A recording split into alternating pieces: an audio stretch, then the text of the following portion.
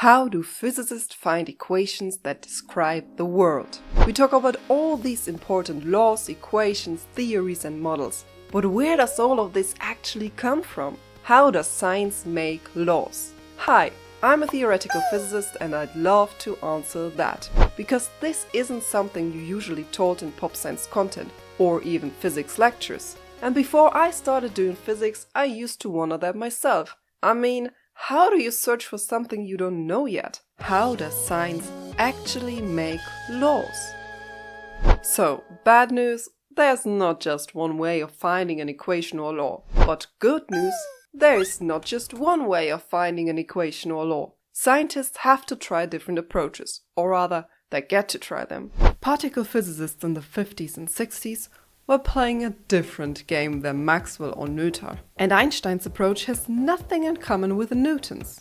But before we explore this, let's develop some intuition by looking at the classic way. The one you'd probably hear if you asked someone how scientific laws come about. But if we stop there, we get a wrong impression about science, or at least an incomplete one. There are ways for people that like to go out and do stuff, and ways for people that rather stay inside. Shout out to my fellow introverts. And, well, there is this. So, I want to show you these 4 different ways science makes laws. But before we'll explore them, why are we actually so obsessed with finding laws? Because that's what science is about. Science wants to describe the world. So scientists look at the world and try to find patterns. If they found something cool, they want to share it, so they need to put it into words.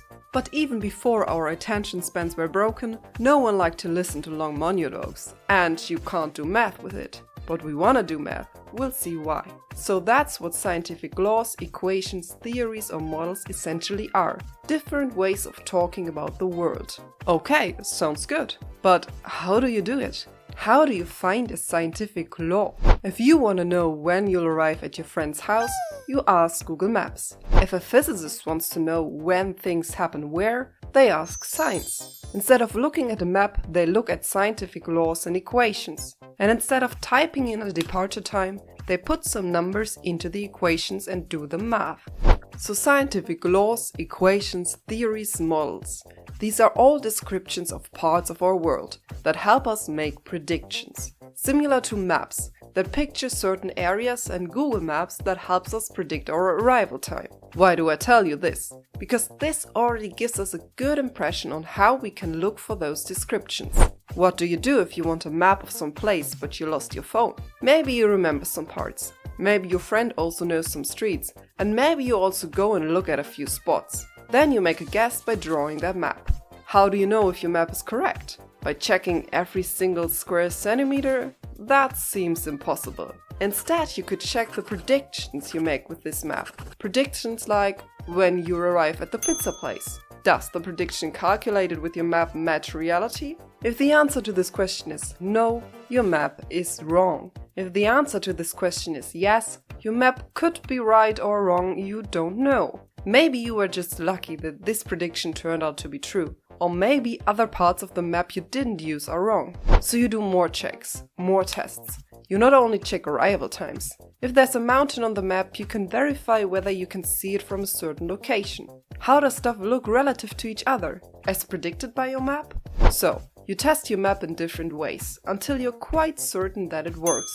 Sure, you can never know if your map is 100% correct. You just pass the point where you feel confident about it. This is how science works as well. You start by making a guess. Maybe you already know some stuff. Maybe somebody else already figured stuff out. And of course, you also go and look at the world, the thing you want to describe. So you observe what happens in nature to be able to make a guess. In the next step, you consider what your guess would imply if it were correct. To do this, you put your guess into a form that lets you make predictions. That's why we want to be able to do math with our descriptions of reality, because we want to calculate predictions. Then you go and check your predictions against reality. So you make observations and experiments. Do the experiments give the results you expected? Do the observations match your guess? Again, if the answer to these questions is no, your guess is wrong. If the answer to these questions is yes, your guess could be right or wrong, you don't know. Richard Feynman, one of the greatest particle physicists ever, puts it like this: if it disagrees with experiment, it is wrong. And that simple statement is the key to science. It does not make any difference how beautiful your guess is. It does not make any difference how smart you are, who made the guess, or what his name is. If it disagrees with experiment, it is wrong. Of course, you first need to make sure the experiment didn't go wrong for some other reason. So, when I say if it disagrees with experiment, it is wrong, I mean after the experiment has been checked, the calculations have been checked, and the thing has been rubbed back and forth a few times to make sure that the consequences are logical consequences from the guess, and that in fact it disagrees with a very carefully checked experiment. Alright, now we know how to look for a law. First we make a guess, then we make predictions based on that guess. We check those predictions against reality by doing experiments or making observations. This way we know whether we are on the right track or if we have to start over. Great! We know how to do science now. But, well, Feynman goes on to say, this will give you a somewhat wrong impression of science. And this brings us to the next part. The experimenters have a certain individual character way of finding new laws. So, we got this nice framework how science is supposed to work in principle. For me, as a theoretical physicist, this is quite charming, because it puts theory in a leading role. But if we'd stop here, our impression of science would be quite incomplete. We would assume that you only do experiments to prove or disprove theoretical ideas. But that's not the case. In fact, experimenters have a certain individual character. That's a quote by Feynman that I, for whatever strange reason, really like. Probably says more about me than about experimentalists. Another quote that I really like is, every once in a while experiment produces trouble. Because the greatest joy of an experimentalist is proving a theorist wrong. They don't just make experiments in the areas where the theory is pretty solid. No. They search exactly in those places where they hope the theory may break down. Or where there is no theory at all yet. Those quotes are from the 60s. A period in which particle physics was figuring itself out. At low energy it looked alright. What does low energy mean? Well, energy is related to mass, as you've probably heard before. So if you're working at low energy, only light particles will appear. But if you're able to create particle collisions with high energy, heavier particles can come out of these collisions. So, at low energy things looked alright. That's why experimentalists started to smash protons and neutrons together at high energy. And they found a bunch of particles no one had thought of. Today we know where they come from. We know that they are made out of quarks, which are held together by gluons. But back then, it felt like a zoo had broken loose. A particle zoo. So, if experimentalists search at interesting places and find something totally unexpected, you can, and you definitely should, use this to make new guesses. A big part of science is trying to prove itself wrong, trying to produce trouble. What a fun way to make progress. If you think this video is a fun way to discover something interesting, please leave me a like. Thank you.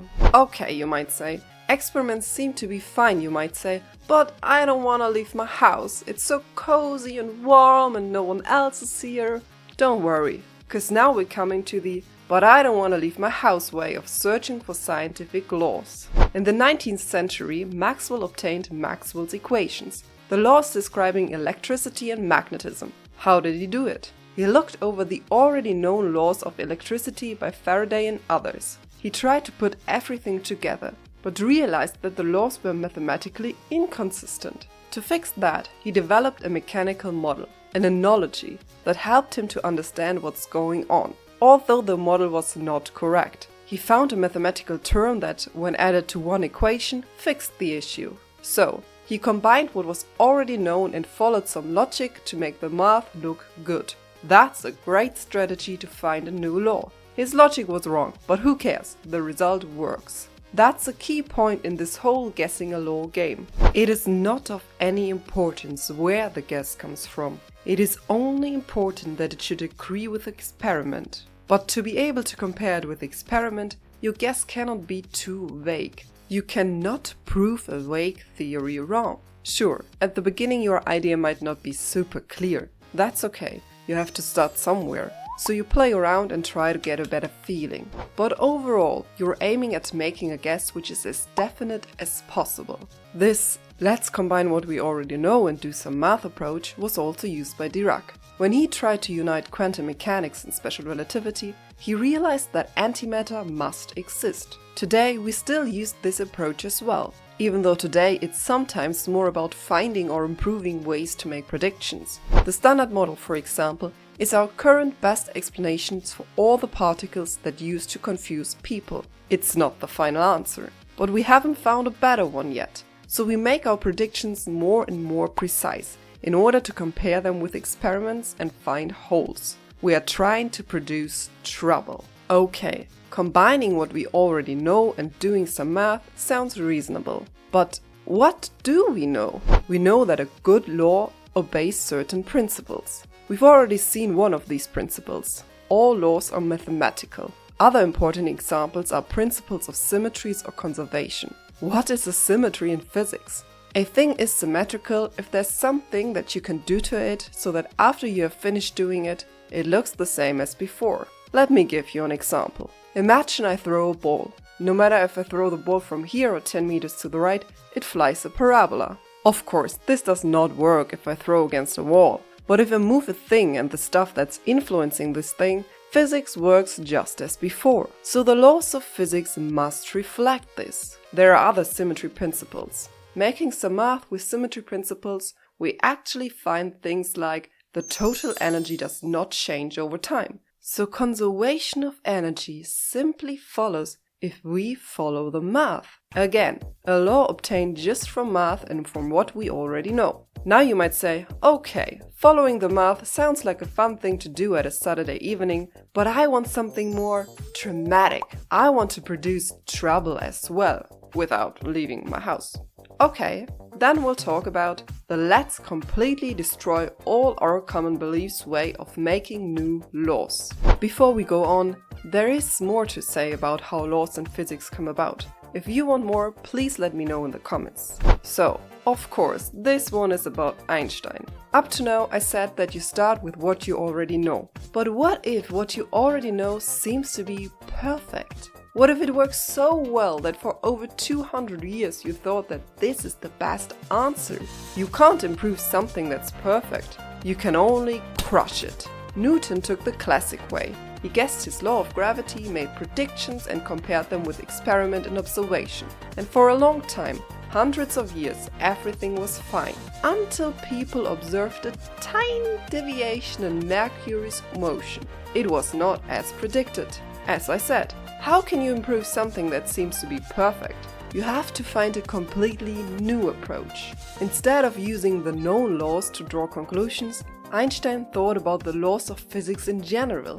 What rules do the laws themselves follow? He made the conclusion that the laws of physics should be the same everywhere. Why was this so groundbreaking? Because following this logic, you find that time is not an absolute quantity. If I measure the time between two things happening and you measure the time, we can get different results. That was hard to accept. It is so counterintuitive.